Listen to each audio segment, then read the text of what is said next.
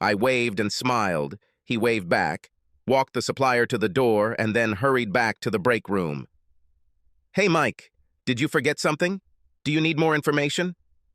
I shook my head and smiled. "Listen, Bruce, I've thought about it, and I want to say that I may have given the wrong impression today. I really hope you understand that I think you are a great businessman, and I think you have a real opportunity to win with this store.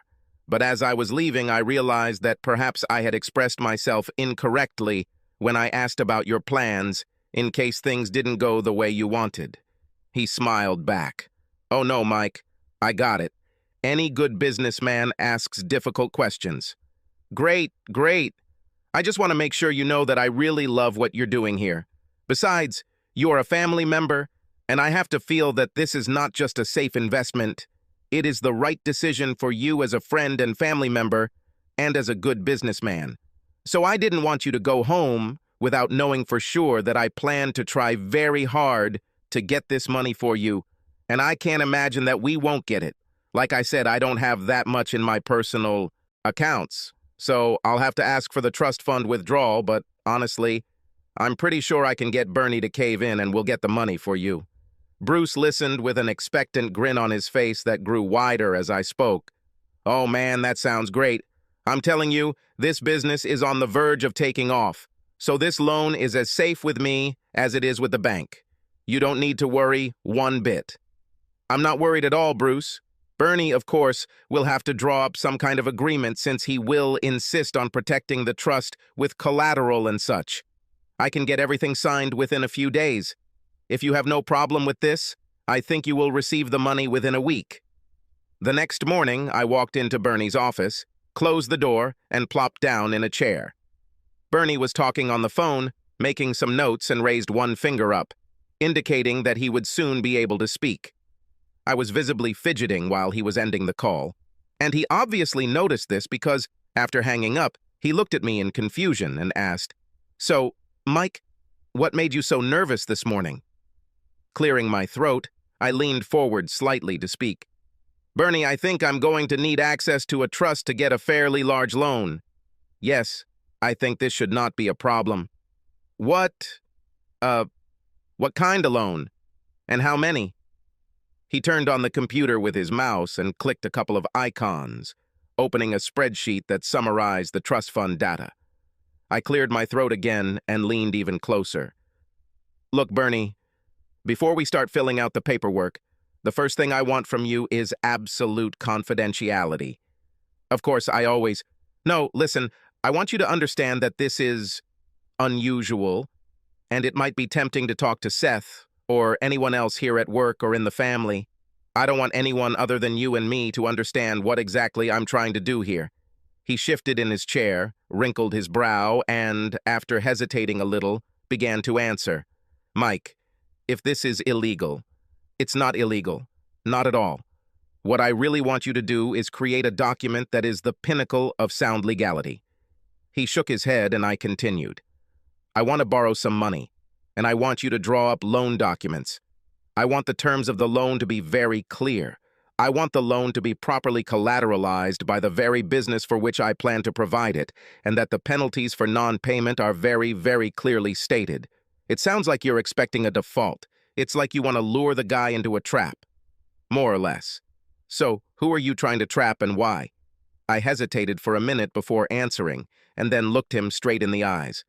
"I want to trap my brother-in-law, Bruce. And the reason is Olivia." He raised his eyebrows in surprise and opened his mouth several times to answer, but never said a word. Finally, he drank from a glass of water standing on the table and said breathlessly, "Are you, sure about this?" "Very," I replied. "Very." Within a week, the document was completed, and I personally brought it to Bruce for him to review and sign. He asked his lawyer, a small, muscular guy named Tim Sowers, who also happened to be his cousin, to sit down with us to review the document. "Okay," Sowers began. "I looked at it last night, and it's pretty much what I expected from a business loan. But there are a couple of things I'd like to point out, Bruce, before you sign, okay?" Bruce flashed his guileless smile as always, agreeable and clueless as always. Of course. Give me the information, Tim. Sowers cleared his throat and looked closely at Bruce. I thought I caught a hint of contempt in his gaze, as if he knew how little Bruce understood about running a business. Okay, first thing, this $425,000 loan will be repaid over 7 years. You've got a pretty standard rate here. Payments will begin immediately, a little more than $6,000 per month. Bruce nodded.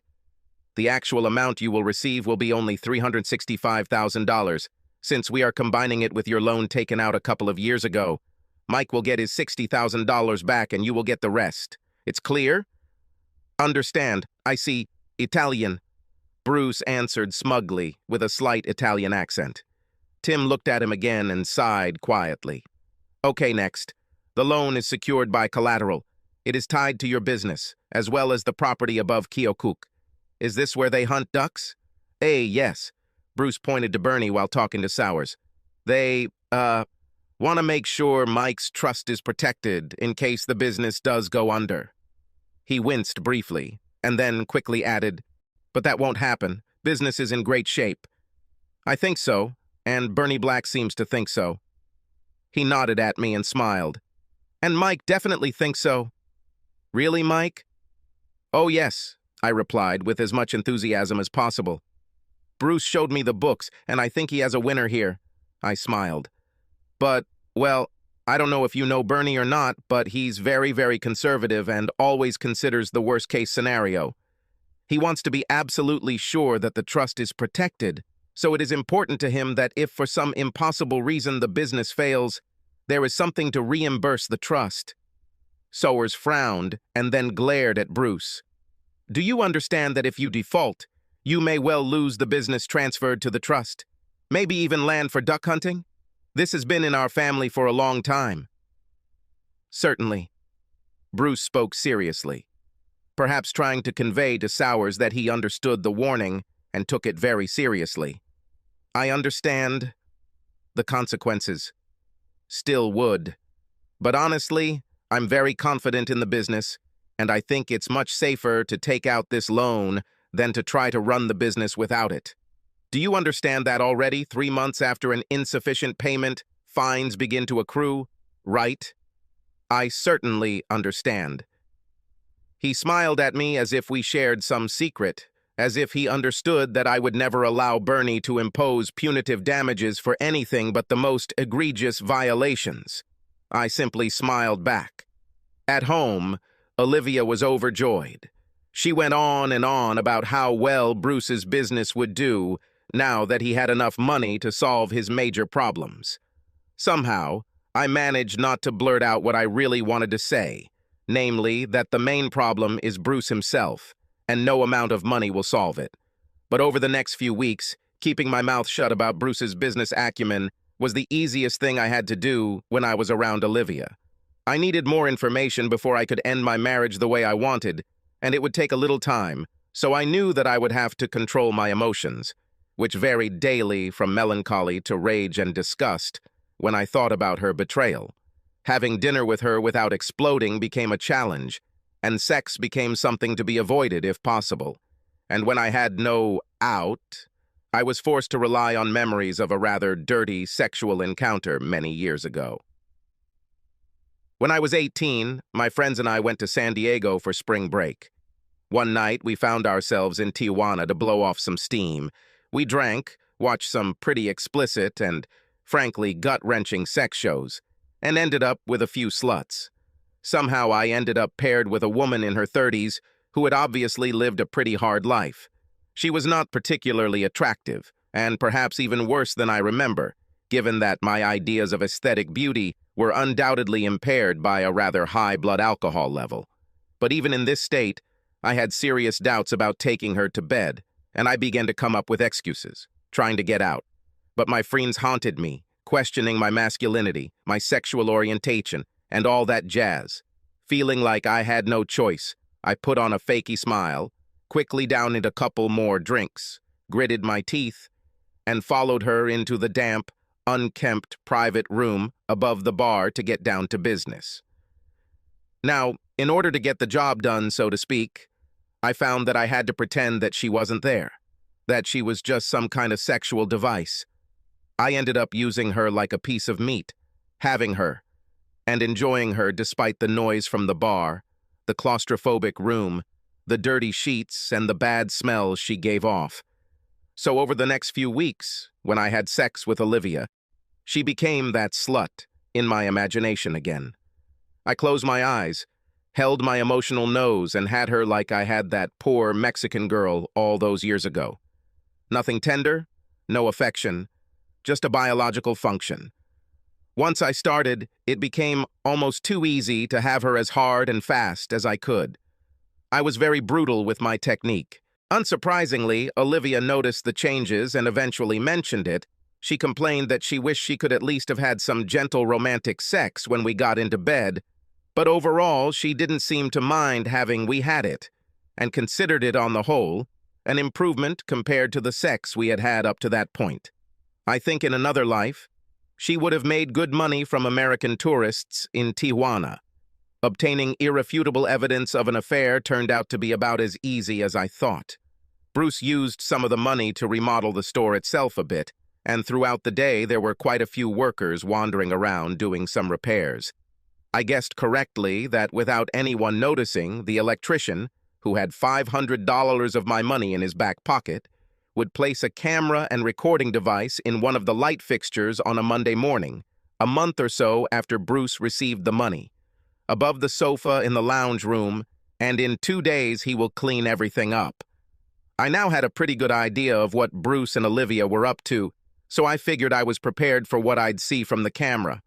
I decided that I would sit in my office at work with a drink and some chips and take it all in as dispassionately as possible, as if I were watching a movie. It turns out that seeing your wife having sex with another guy is much worse than just realizing it's happening. Much, much worse. By the end of the recording, I had drunk so much scotch that I couldn't get home, trashed my desk, puked twice, and threw a paperweight at my office door. The details are basically what you'd expect. I went to the beginning of the day on Tuesday and began to look there at a fast speed until I saw the figure of a woman in a blue dress with a large shopping bag suddenly enter the room, take fresh sheets from the bag, and lay them out on the sofa. I immediately slowed the recording down to normal speed and saw with a feeling of grim confirmation that the woman was indeed Olivia. After changing the sheets, she opened the bag again and took out a bottle of wine and 2 glasses. She took off her blue dress, folded it neatly, and put it in her bag, and then waited, wearing thigh-high stockings, French-cut panties, and a very revealing bra, reading a novel while sitting on the edge of the bed. It felt strangely surreal, reminding me a little of a strange performance art exhibition I once saw in New York, where a scantily clad young woman was reading strange New Age poetry to an audience who were more concerned with her breasts than with the poetry. When Bruce finally entered the room, Olivia put her book down, smiled, and stood up to hug him. Then she pushed him away slightly, reproaching him for making her wait for his arrival. He replied that her problem was that she could never wait for him to come, and they both chuckled at the old joke. They kissed for a few minutes, and then Olivia reached for his belt, unbuttoned his pants, and pulled them down around his ankles, along with his underwear. The sex I saw was not mind-blowing. I got the feeling that this was their routine, as they silently changed, each anticipating what the next step would be. Sex wasn't interesting. He had it hard using a constant rhythm, like a metronome, which I would have found boring if I hadn't felt outraged. Around the 10-minute mark, Bruce climaxed, and I got the feeling that Olivia was doing it at the same time, from the way she suddenly stretched out her legs and threw her head back. They lay there in silence for a few moments, until he rolled onto his side, and they began to kiss. By the time they finally finished, I was so hurt and furious. I knew that the pictures I had seen were imprinted on my consciousness like an indelible scar that would never be erased, and, accordingly, would not allow me to forgive either of these 2 traitors, and I was glad that I had a plan to end, not save, my marriage. As I leaned forward to turn off the video, I noticed they started talking in bed. Olivia lay on her side, head raised, resting her right hand on her bent right elbow, and lazily drew patterns on the chest of Bruce lying on his back. They looked at each other, whispered quietly, and smiled with satisfaction. Olivia began to quietly complain about having to use the furniture store as her love nest. Bruce turned on his side and answered, "Come on, Liv. If we use the hotel, we'll definitely leave marks, and we almost got caught using one of our houses. We really have no choice." Olivia shrugged. I know, but I really wish we had another place to play. I just don't like this room, and changing last week's dirty sheets before making love doesn't exactly excite me. Bruce reached out and stroked her cheek, smiling. Well, we could always just run away together. Olivia laughed in response, and Bruce's expression turned thoughtful, his smile fading a little. Seriously, Liv, have you ever regretted marrying Mike? I mean, I love Mindy and she's a good wife, but sometimes, I don't know if you think that it would be better if, maybe, instead of them, you and I got married. Olivia sat up on the bed so that she was essentially sitting with her back against the back of the sofa, her arms wrapped around her knees, which were pulled up to her chest. She looked at Bruce thoughtfully before answering. Come on, Bruce. How many times should we repeat this? What we have is special. Very special. But no, I don't think it would be better if we got married. Of course, we would be very happy together, but I also love Mike, and you love Mindy. If you and I were together, it would be just us. Mike is a very monogamous guy, and he would never pursue a relationship with me if I were married, and I don't think Mindy would be very happy with that either. She leaned over and kissed Bruce on the cheek, rubbing his chest with her left hand. The truth is, Bruce, people like you and me have a great gift of love. We can love more than one person at a time, and we must love more than one person. This is right for us. But Mindy and Mike are not like that. Their self-restraint tendencies mean that they will never be able to do what you and I do. They will never be able to keep their emotions in check and make everyone happy. Hearing this, my indignation reached its peak, and that's when I sent my paperweight through the office door. Because I loved her. Or maybe because she was the only woman who ever loved me. I never realized how arrogant, delusional, and narcissistic my wife was. In her mind, she somehow turned her infidelities into some kind of virtue. For her, obviously, this was not an act that represented a stab in the back of her lawful husband, but rather something that increased the love in the world. Something she not only had a right to, but also a moral imperative. I slept on the couch in my office that night and completed all the necessary paperwork the next morning. When I returned home the next evening, Olivia greeted me with her hands on her hips and a sour expression on her face. Where the hell were you last night? I was terribly worried. You didn't call, you didn't write, you didn't give me the slightest idea what the hell. I stopped her with a raised hand. Yesterday evening I was at work. I got drunk and couldn't go home, so I stayed there. She looked at me with complete bewilderment. Wait, what? Are you drunk? At work? I smiled and nodded back at her, and she continued. Well, at least you could let me know what's going on? I almost called the police.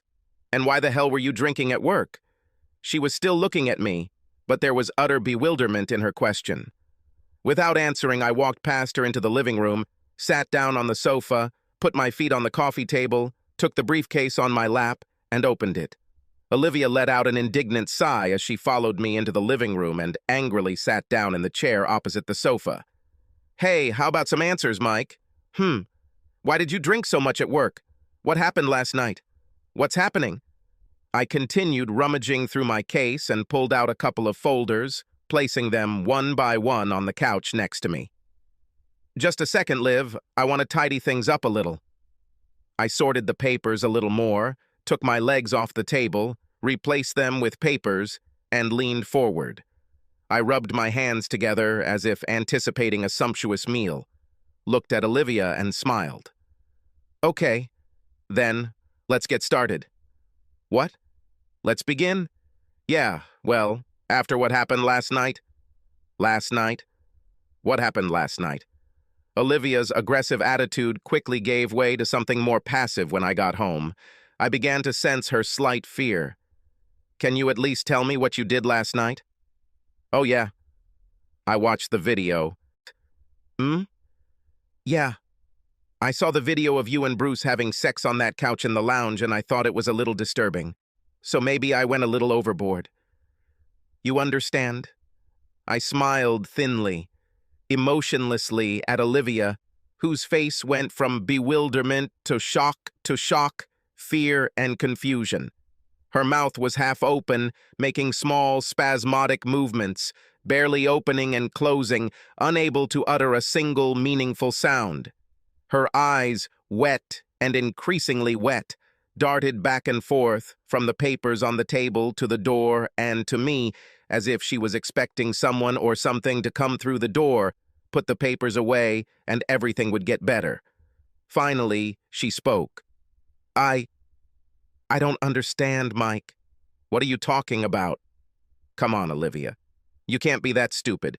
I'm talking about you and Bruce and what you two did yesterday and every other fucking Tuesday for a year. I gestured to the papers lying in front of me. I'm talking about the end of our marriage. Olivia gasped suddenly and covered her mouth for a moment. I waited for her to answer. Mike, we can work things out. I think I can make you understand. Oh, I think I understand, Liv. I took a DVD out of my briefcase, held it in my hands, and then pushed it across the table towards her. Last night, I received all kinds of information to help me understand. Indeed, a veritable goldmine of new facts about my loving wife and my friendly brother-in-law. She stared at the DVD like she was looking at a poisonous snake, physically recoiling slightly but making no effort to grasp it. Come on, Liv. This is your copy. I won't tell you how I got it, but I have my own for future reference and to further teach your philosophy of love and devotion. She leaned forward and started to stand up, and for a moment it looked like she was going to come towards me, but I raised my hand and stopped her, and she sat down. She bit her lip for a second, and then, looking straight at me, she spoke again, slowly and deliberately, with a kind of false confidence that I suspect was meant to hide the trembling in her voice.